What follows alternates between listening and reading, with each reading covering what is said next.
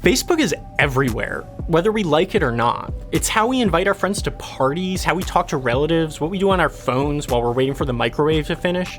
But even though we use it all the time, it's kind of terrible. It makes you feel bad, and you feel even worse when you realize how much data you're giving off for targeted ads and political campaigns. We didn't take a broad enough view of our responsibility, and that was a big mistake. And it was my mistake, and I'm sorry. Facebook's done so much creepy stuff that it's hard to trust them now. And even if you delete your account, it's hard to get away from the company entirely. It's complicated. And if you want to know why that is, you gotta look at the big picture. In theory, there's a way to deal with companies that do things we don't like. Companies have competitors, and if one of those competitors is doing something better, then either the first company changes or it gets replaced. That's the market. But Facebook doesn't seem worried about that, and you can see why. Facebook has no real competition. If you don't like Uber, you can take a Lyft, but if you don't like Facebook, you kind of have to quit social media entirely. Facebook is the one place you can count on finding nearly all the people you know. The other networks just aren't as big. About 180 million people use Snapchat each month, and that number's actually going down.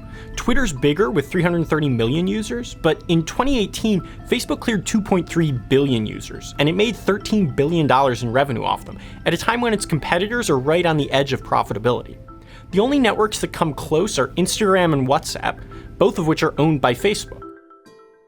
That doesn't mean Twitter and the other runners-up are doomed, but it's hard to see any of them getting to be the size of Facebook. Once you have a social network that big, you don't really need another one.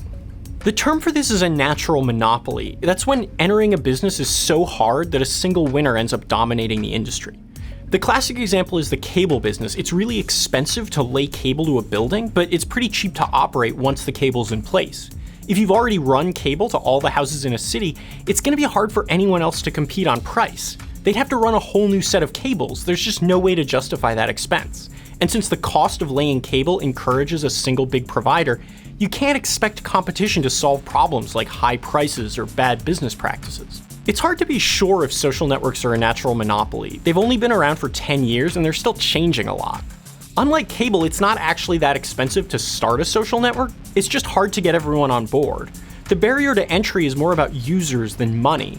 But after seeing a dozen different competitors try and fail to rival Facebook's size, there's a growing consensus that market competition just isn't going to keep the company in check. The problem is Facebook. That's the problem. And that Facebook has broken so much trust. To allow you to simply gobble up every form of competition is probably not in the public interest. The simplest form of regulation would be to break Facebook up or treat it as a utility. We've dealt with natural monopolies before.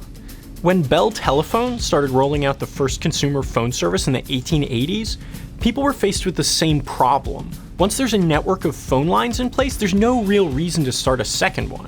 Bell drove a particularly hard bargain around the expensive long-distance phone lines. If you didn't buy their local service, you couldn't use the long-distance service either. It was the kiss of death to competitors, and so aggressive that the government decided to step in.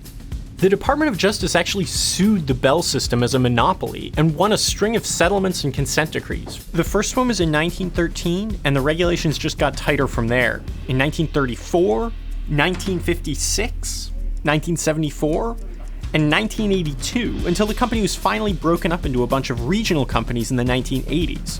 Then those companies were consolidated into the heavily regulated telecoms we know today.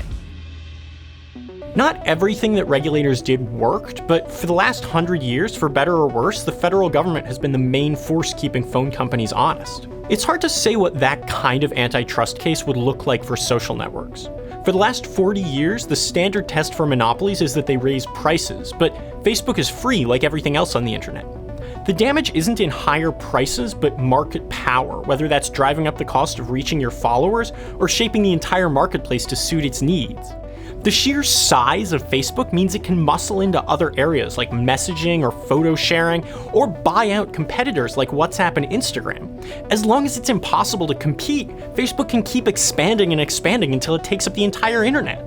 And unless we find some way to keep the social network in check, that's exactly what it's going to do. If I buy a Ford and it doesn't work well and I don't like it, I can buy a Chevy. If I'm upset with Facebook, what's the equivalent product that I can go sign up for? Well, there's the second category that I was going to talk about are I'm not talking specific. about categories. I'm talking about, is there real competition you face? You don't what we think you do. have a monopoly? It certainly doesn't feel like that to me. Okay. So if you like that video, please like us on Facebook. It's a huge social network. It's really important. You can also get us on YouTube at youtube.com/The Verge. You got to look at the big picture. That's actually not very big, is it? You got to look at the medium-sized picture.